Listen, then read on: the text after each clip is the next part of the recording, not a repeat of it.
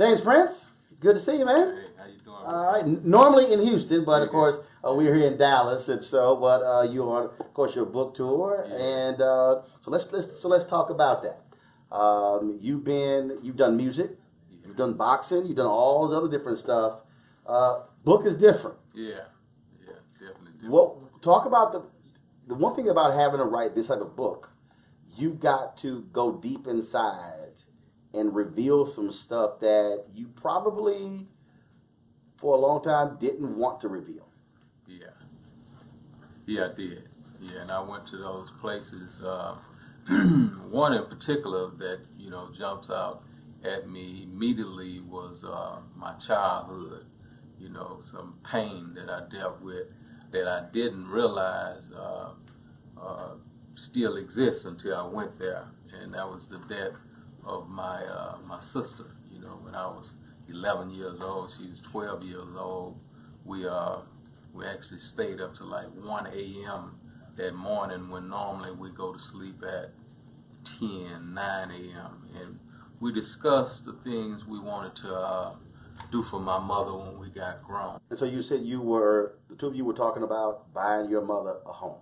Yes, she wanted to buy a vacuum. I wanted to buy my mother a home. And the next morning we got up, to go to school. She kissed my mother bye, gave me a kiss, and thereafter, around 3 o'clock after I got out of school, some of the kids came walking when I was at football practice, telling me my sister had got ran over by a train, and I didn't believe it. And more kids came saying your sister got ran over by a train. So at that point, I ran to the tracks, and it was there that I witnessed the coat that my sister wore that day. It was wrapped, her blood and flesh was wrapped around the coat. And I heard people telling stories about her leg was jumping, her arm was jumping, because my sister had got cut in half by that train, and that was the last time I saw her alive. So that was interesting place to revisit, even going to the apartment where we last had the conversation at. I mean, that had to be. I mean, I've interviewed lots of authors, and some have said they had to put it down and walk away because tears was rushing, and they would all of these emotions, and so was it like that for you, having to reveal all that? Because it's very easy for us to suppress that stuff, sort of just block it off. Yeah. No, it wasn't that type of emotions, but it was something that I felt that I almost think I should have had some type of therapy for it back in the day. I remember, after that, I eventually had to ask my mother to let me move with my grandmother because I couldn't sleep that night. When I did sleep, I found myself dreaming about her. She coming in my dreams, which caused me to stay up all night, and eventually the next day in school I would fall asleep all the time. So yeah, it was a devastating effect. Doesn't that speak to the reality of, because you talk about the type of trauma in the streets, and the reality is like look, I spent 6 years in Chicago, and when you talk about what's happening in our cities across the country, you got black kids who, whether it's a train accident, you're losing your sister, whether it's gun violence, you got kids who, by the time they turn 18, they've experienced 10, 15, 20, 30 deaths. I mean, that's PTSD. That's daily trauma they're having to live with. Yeah, that was one of many. I've experienced. I wrote about how I felt like I was going to funerals every week. You know what I mean? So I basically remember becoming scared, when I walk in a funeral because of the way people would act, want to jump in a casket, pull a body out of a casket, jump in a grave. So at the age of 7, 8 years old, witnessing so much of that, it definitely had me feeling some kind of way. Wow. You called it the art and science of respect. And you talk about, being in the streets. Yeah. And that's a huge part of it. I think back to that great scene in the movie Malcolm X when West Indian Archie, Malcolm X said, no, my number hit. And he's sitting there going, no, your number didn't hit. And he almost had him killed. And then years later, of course, West Indian Archie has his stroke. And even then, he asked him again, did you hit that number? He's like, I don't remember. He said, no. He said, but it was my rep. The person's rep matters more than anything else. Yeah, well, it definitely matters a whole lot, to have a rep in the streets can be everything, you know what I mean? Sometimes life and death situations is based on your rep, but also it's a process of getting that rep. And, that started for me walking to school. You know what I mean? Just a normal walk to school. The test of walking to school and walking from school, the fights, the bullies, the different things that, one had to go to and figure out, being a little dude, figure out how to use my mind to deal with the size advantages that a lot of guys had. All right, folks, back to our Roland Martin Unfiltered video in just one moment. Now, a word from one of our Roland Martin Unfiltered partners. You've heard me say it before, and I will say it again. Write down this website, marijuanastock.org. That's marijuanastock.org. I'm going to tell you why it matters. Legal marijuana has grown to become a $9 billion industry in roughly 6 years. Forbes magazine predicts the market will continue to grow to nearly $50 billion in the next 10 years. So whether you like it or not, legal marijuana is a growing industry, and it is only going to get bigger. Now, if you're an investor, you get it. You look for business models that are easy to understand in industries that are trending up. Our friends at Transatlantic Real Estate made their business very simple. They buy land that supports legal marijuana operations and lease it to high-paying tenants. So you are investing in the landlord of a licensed marijuana farm. Stop working so hard for your money. Let your money start working for you by investing in the legal cannabis industry. You can invest as little as $300 up to $10,000. But you can't wait. This crowdfunding opportunity is only available for a few more days. They say that you either make things happen, watch things happen, or sit around wondering what happened. Don't be the person watching and wondering. Don't let another investment boom get away from you. It's time to make something happen for you, your finances, and your family. And don't forget my pro tip, to be included, you must complete and confirm your application. And be sure to complete the process. Go to marijuanastock.org. That's marijuanastock.org. Get in the game, folks. Do it now before time runs out. Now back to your Roland Martin Unfiltered video. And so we were talking about the whole idea of reputation. And you call this the art and science of respect. Why that title? How valuable is the notion of respect? I think it's very valuable, even though it seems to be diminishing today in this world. To me, you know, it's everything. It begins with giving it. You know, I believe in giving it, and then, you know, I also believe in earning it. And after that, I demand it. So, you know, those are like three of the ingredients that surrounding respect. And I believe in having a word is so valuable and important, you know, to even be a man of respect. Where the phrase came from, word is bond. Yeah. So I believe that, you know, and it's everything. I mean, I couldn't think of a better name that characterized me and what I stand for. You write about having that revelatory moment when this was your life and you knew I got to make a change. Yeah. My transition in that closet, you know. Your Damascus Road experience? Yeah. You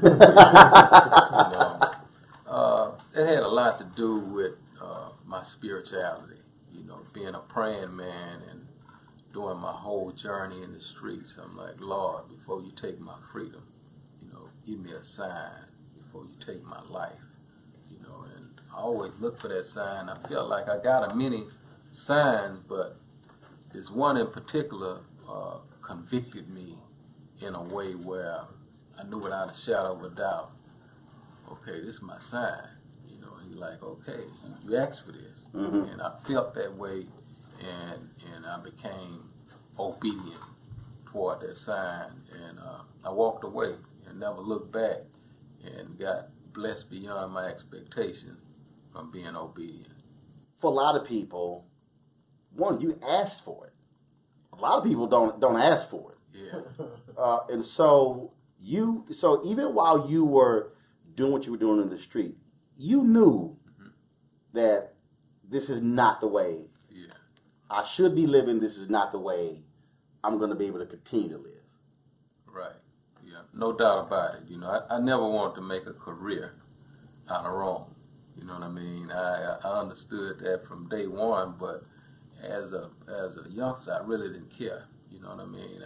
I didn't care to the extent where I was willing to die, because my whole motive came from a place where, you know, I wanted to break the poverty curse where my family was concerned, and I just chose to do it the best way that I felt, you know, at the time I knew how to do it.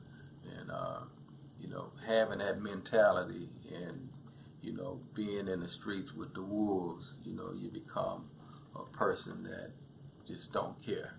So I understand. So even while doing it, you still cared.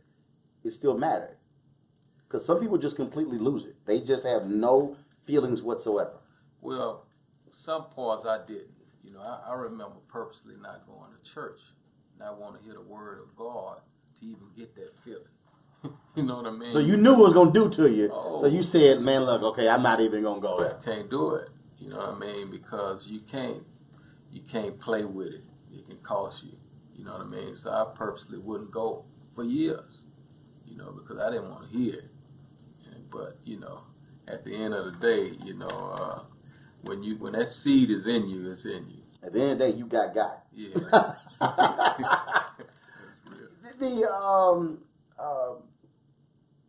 One of the things that also I think is important for people when you talk about a transformation is that when you make a transformation, you literally have to leave some stuff behind, and it's very hard.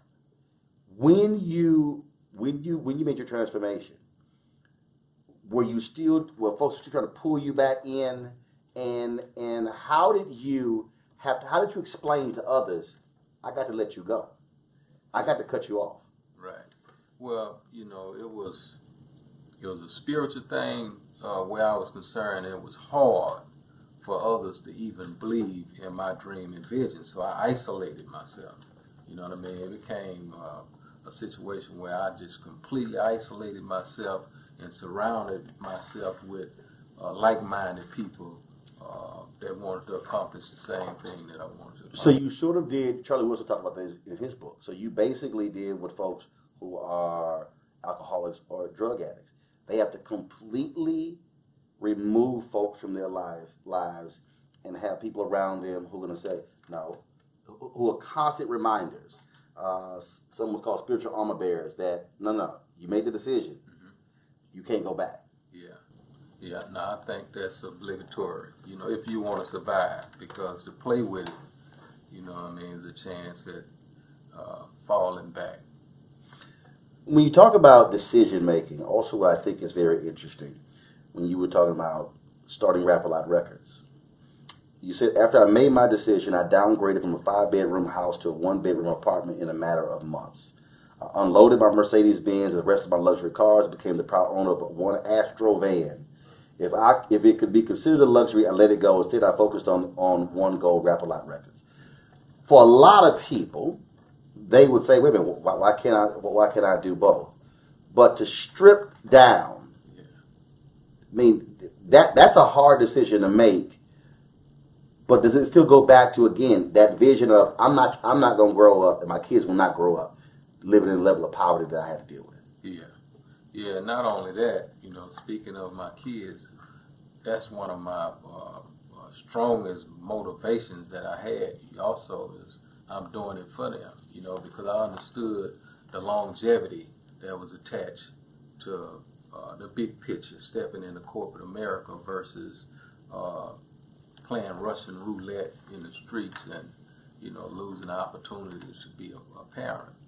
So I got all of these things on the scale, and it became easy in my mind, but the sacrifices that I had to go through in the entertainment business made me think over and over about relapsing and going back, Because many of the same folks who are in the streets are in the entertainment business? Yeah. And the similar practices? Yeah, exactly.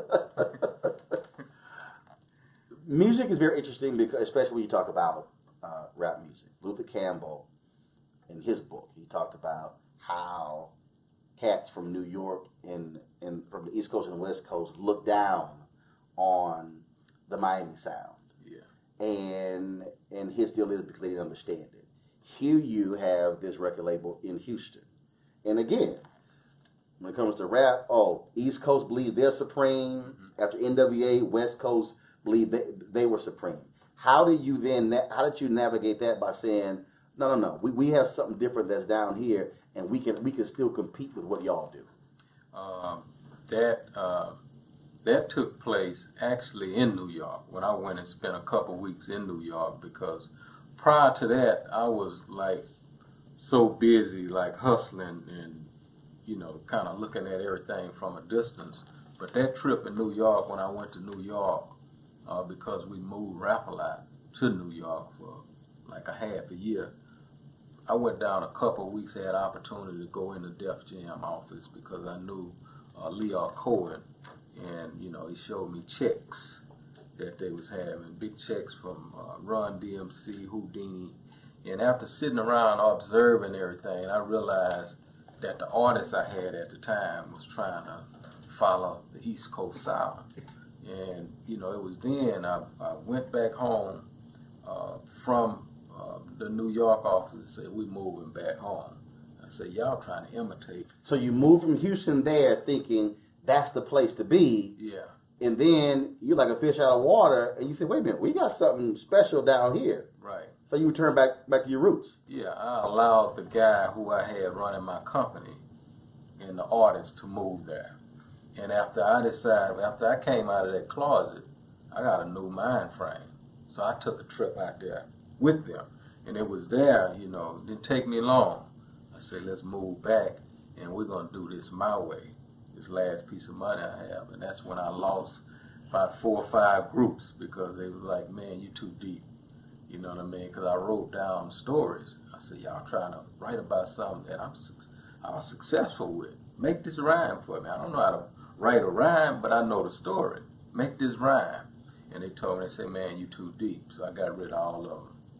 And that's when I found 3 members that wanted to hear me, listen to me, and, you know, the rest was history. Now, some people would have said, you have lost your mind. They did. You are crazy. Yeah, they told me that. In their own way. Yeah, they said that. And so, when you talk about your story, that's interesting because same thing was sort of NWA. Eazy-E wasn't a rapper. He was like, this ain't what I do. But he understood the story. Yeah. He understood that if you're going to communicate it, and then that's what, of course, then that led to the partnership there with NWA. And so it's interesting that you transferring your experiences to these 3 individuals, and then their stories also then began to get infused in. Typically, when it comes to music, it's from the person. It's not driven by the person whose company it is. Right. It's really driven by the artists and their experiences. Right.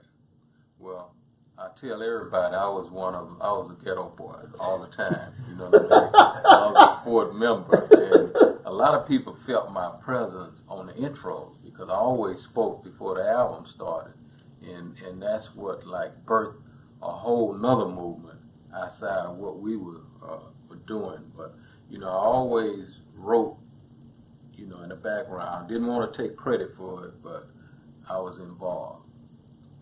And so, Ghetto Boys comes on the scene. Totally different sound.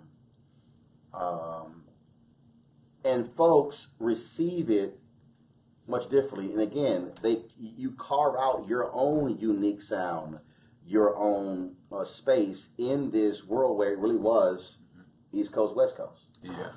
Yeah, no, we had to do that against all odds because at the time, East Coast guys was monopolizing our radio stations, the clubs, and everything in Houston. So, you know, I had to make a believe out of them because they didn't want to, you know, they felt like we was too country. They didn't like our accents. They made fun of everything we was trying to do. So I had to create a situation to discourage those guys and say, man, y'all got to give us a chance. In our city, y'all can't be here. So what does that actually mean? I had to get creative, you know what I mean? So you had to reflect on old days, yeah, to remind some folks. I can't lie. I mean, I had to mix it up because I understood. You had to have a few special conversations. A remix. Yeah, I had to do a remix. Always, you had one of those black, look here. Yeah. So anytime somebody black say, look here, Yeah. it's a whole different thing that's about to come out. Right, right. I named it courtesy call. You know. Yeah. So you made a number of those courtesy calls. Yeah, yeah. I mean, I had to because without that being done, it's just like You've been frozen out. yeah, we don't care. We don't care you from the South. We're not gonna play you. We're not gonna give you a shot, and that's just the way it is. But isn't it crazy that, okay, first of all, you're talking about establishments that are in Houston. Yeah. People who live here, who live in Houston, who work in Houston. And then they're saying, you country. Yeah. It's sort of, I mean, when I was working here in Dallas, I was working at a radio station, and there was a guy who was from the Midwest. And everything about radio and television always was, you know, the Midwest sound, the Midwest sound. And he told me, he said, well, you have a slight twang. I said, are we not in Dallas?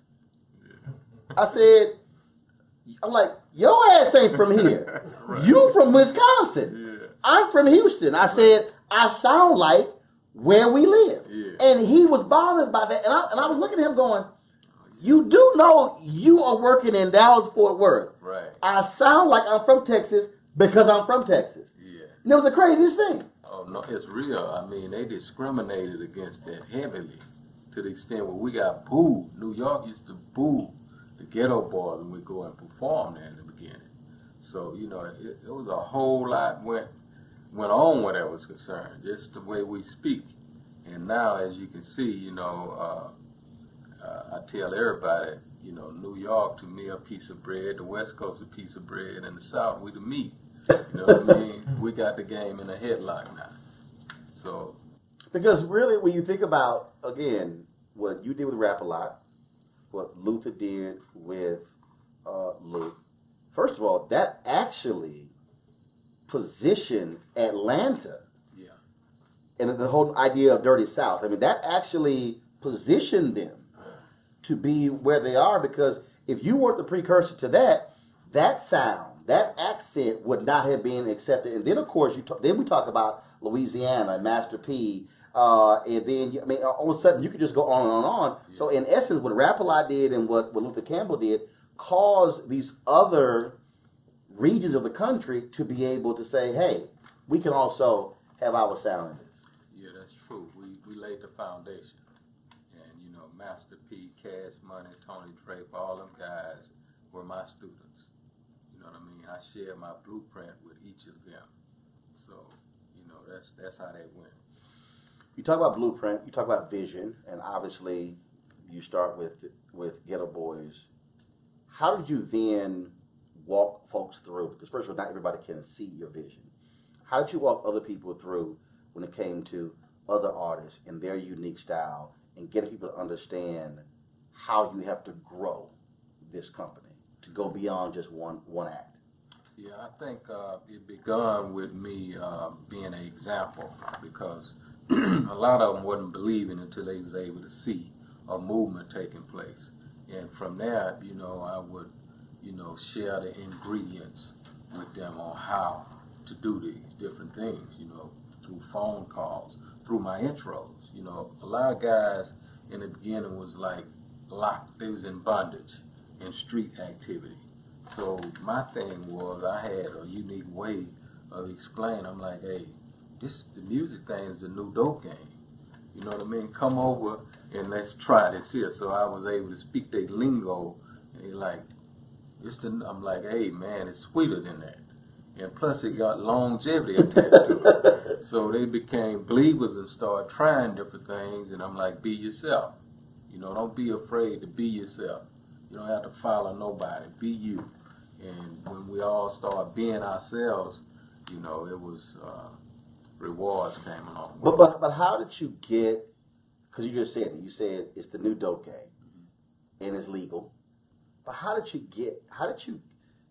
Did you have difficulty in trying to get some guys to understand that this isn't the dope game? This isn't the street. Yeah. Because there are a lot of guys who are in rap who can't let that go, yeah. And that still dominates their career. They end up having no career. Then they go to prison or end up dead. Yeah. Well, all of them didn't make it. You know what I mean? It began with me. It was one of the hardest things that I had to do. I had to like really humble myself, because I explain it as, you know, coming from the street and then dealing with squares. You know what I mean? So I'm like a fish out of water. But, you know, I had to humble myself and focus on a bigger picture, and from there, you know, you that's where your movement began. But a lot of people don't make it because, you know, when tough times come, a storm come, they like, hey man, I gotta go back to doing what I know best. So everybody don't make it. Gotta ask about Vanilla Ice. Now you say Vanilla Ice today, black people are like, oh hell no. And me being an alpha, yeah. And of course one of our phrases, ice, ice, baby, too cold, too cold. We will not allow that song to be played, yeah, at any of our parties. And you write about that, how you, damn it, yeah. What the hell was I thinking? Yeah, no, I saw Vanilla Ice one night in a club in Houston, and I watched his talent, and I'm like, whoa, you know, this guy's a white brother, he got something different. And, you know, I took him back to the studio to hear different material and different things like that, and I saw the hunger in him as well. And you have to realize at that time I was wasn't all the way serious about the music, but I had a gift that I didn't even know was a gift, and that was my ears. And he played me that song, Ice Ice Baby. I'm like, man, it sounds good. So I left it in the hands of my partner. I say, sign him. You know what I mean? And he stayed out there like a week or better in my studio, sleeping in the studio. So when I heard the song a few months later on the radio, I'm like, whoa, that's my song. So I called my partner excited, we got one. And he's like, man, I didn't sign it. I didn't like it. And you like, okay, I know I recall saying sign. Now if I tell somebody to do something, I do. Yeah. Take it that didn't sit too well with you. No. And at the time it hadn't Did he get a courtesy call? Well, we end up going our separate ways eventually. But that record sold, 12, 13 million. Mm-hmm. So that was like a slow pain that kept evolving. Do you still feel that pain? Yeah. so even if you somewhere and it comes on, you like, I'll be damn. Every time I think about it, man, that was a lot of money. I can imagine not being happy with it. I mentioned that point again by courtesy call, and you had to make one of those with a certain business deal with a record label. Yeah. Oh, okay. Oh, you talk. Yeah. It was so many of them. You had to make so many courtesy calls. Yeah, I mean, it happened with a few of them because record labels. When you're dealing with these people, I tell everybody it's like, starting at the starting line on you in a pair of Nikes and they on a Harley Davidson. They have so many advantages over people that's unexperienced, and sometimes they really abuse their authority. So, I read the book Think and Grow Rich, and Napoleon Hill. Yeah. It actually, I got a lot of insight from that book on how to use my strengths against someone else's strength. And my strength just happened to lie in the streets. So, and I knew I have to use my strengths with finesse. So I was able to balance the scale a lot of times when these people were like really out of pocket and abusing their authorities. I figured out how to finesse myself around and get some respect. Courtesy calls. Yeah. Courtesy calls. So Roy Wood Jr. tweeted this one day that you literally scared the hell out of him. So he told his story. He did this prank call, and he said, and literally in the middle of it, you start going, "Oh, I know this number. I know exactly where you at. I'll be there in 10 minutes." And Roy said, "Man," he said, "James Prince ran me the hell out the city." He said he scared me to death. Did you really mean to scare the comedian like that, or you were not down with prank calls? No, he caught me on a bad day. Yeah, it must have been a bad day that day, and Have y'all talked about it? Yeah, I met him. I met the brother. We talked and laughed, and had fun about the situation. But he didn't tell all the things he said that day either. You know what I mean? He was saying some out of pocket things. But the prank call is meant the prank call is meant to make you mad, right? And he made you mad. He accomplished that. He did. He accomplished that. So when y'all met him, was he still sort of like, oh hell, is he gonna cut me? Is he gonna shoot me? Is he gonna stuff me? And so did you put him at ease? Yeah, we left there at peace. You know what I mean? He's a funny guy too. Oh, Roy is funny, and yes, Roy, you definitely will be seeing this video. Absolutely, absolutely. I gotta ask you about. I'm gonna go back to church. And the importance of it. You are very close to, we share the same pastor, Ralph Douglas West, of the Church Without Walls in Houston. For somebody who stayed away, didn't even want to go near the church, how important was it for you to have that close of a relationship with a preacher who didn't judge you, who didn't push you away, who didn't say, okay, I can't even be around you, who accepted you for who you were? Oh, that was everything. And it began with Pastor Jackson, who happened to be a 10th grade dropout. And I was able to relate to this guy in a very unique manner. And, from there, after becoming an adult, I graduated to Pastor West, and he took me on a whole nother level, and it meant everything to me to be able to bring 50 guys to Bible study. We marvel there deep, and nobody discriminate against us, and he teach us just like he was teaching, everybody else, and that meant something to me and to them as well. You also write about having a battle, federal government. Yeah. A lot of folks have not won those battles, and that was something that really ticked you off. Yeah. Because you thought you were being targeted. Oh yeah. No, I know I was. I know that they was trying to kill me. You know what I mean? And that has been proven. A lot of things that I said back then have been proven today. Just recently, a few months ago, one of the agents, Chad Scott, has been re-indicted on like 10 or 13 accounts for the very thing that I shined a spotlight on years ago. And, it was a fact. Jack Schumacher, the guy who, my investigators investigated and found out he had, 7, 8 bodies where he killed, one officer uses weapons, that many times. So this is who they assigned to me. Mm-hmm. And, I understand to be able to survive being a target like that, then, I had Abraham, Isaac, and Jacob on my side. There's a young man out there who's thinking, or even a young woman, I can't escape this circumstance. It's multi-generational. It is what it is, and all I have left are the streets. What do you tell them? That's a lie from hell. You know what I mean? And that's a lie that will keep you in bondage. And you have to tap into a power that's greater than that power that keep you, in bondage and paralyzed.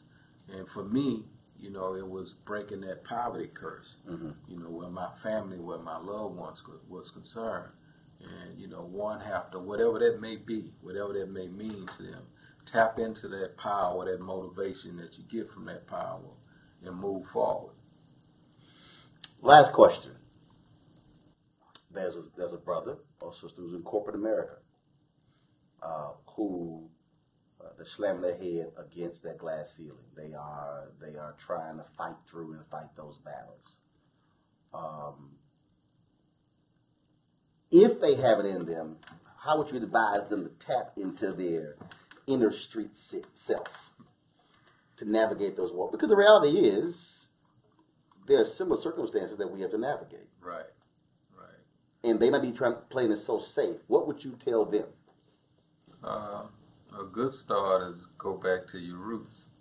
You know what I mean? One of the things that I always do, and I never allow myself to be disconnected from where I'm from, because, to go back to Fifth Ward, like I'm from Fifth Ward, is a reminder, and it's a certain energy and motivation I get just by going back there and shaking hands and dealing with the homies that strengthens me to deal with, you know what I mean? Because a lot of the corporate America things become minute, you know what I mean, through them real situations you witness and go through,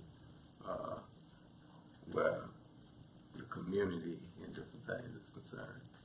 Got another last question. This is the last question.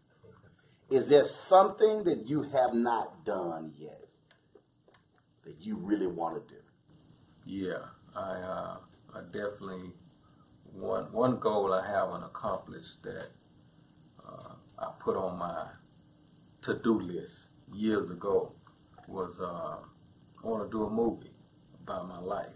Either a movie, documentary, something that deals with the movie business. I want to see how that money feels. Well, I know a couple of people who are involved in that. Yeah. Yeah. I can put you in contact with We need to talk about that. All right, then. Thanks, Prince. Hey, I appreciate it. Thank you, brother. It's the art and science of respect. Check it out. You want to check out Roland Martin Unfiltered? YouTube.com/Roland S. Martin. And subscribe to our YouTube channel. There's only one daily digital show out here that keeps it black and keep it real. It's Roland Martin Unfiltered. See that name right there? Roland Martin Unfiltered. Like, share, and subscribe to our YouTube channel. That's YouTube.com/Roland S. Martin. And don't forget to turn on your notifications so when we go live, you'll know it. You want to support Roland Martin Unfiltered? Be sure to join our Bring the Funk fan club. Every dollar that you give to us supports our daily digital show. There's only one daily digital show out here that keeps it black and keep it real. It's Roland Martin Unfiltered. Support the Roland Martin Unfiltered daily digital show by going to RolandMartinUnfiltered.com. Our goal is to get 20,000 of our fans contributing $50 each for the whole year. You can make this possible. RolandMartinUnfiltered.com.